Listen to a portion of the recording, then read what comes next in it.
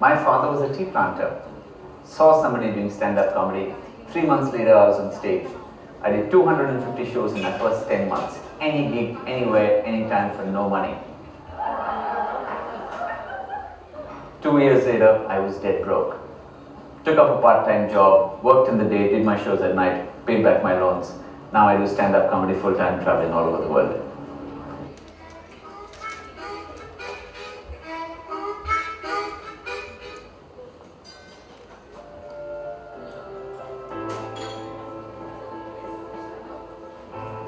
I've always had the passion for, even if it's a 3 a.m. flight, all the way to Madagascar.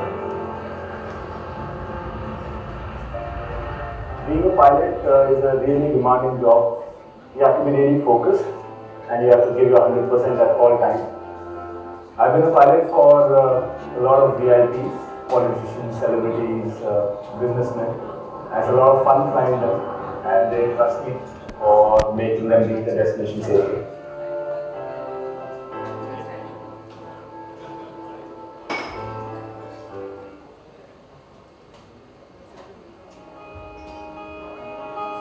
Everyone says, okay, dream big, but then get up and work towards it. I had a lot of options with entering the family business, did that for some time. I was someone who could just give orders and get work done. Shifting businesses was really hard to adjust to. I had a concept in mind which was reggae. That's how the whole combination happened about me and Rasta. It's like hosting a party every night.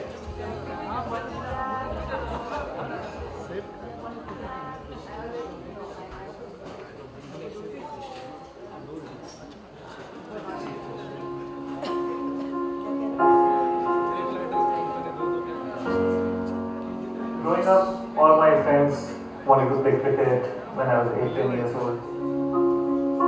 I was never interested in cricket or mostly sports.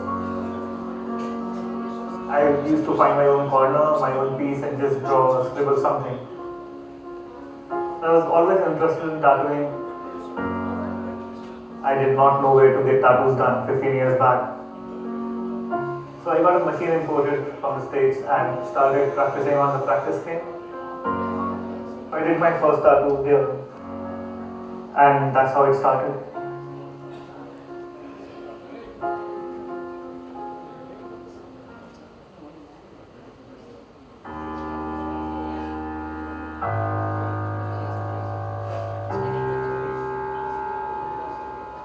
Before I even hit the track,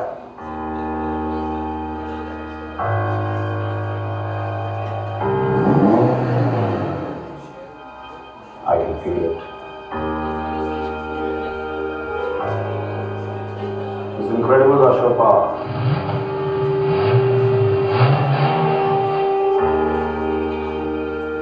Running right through me.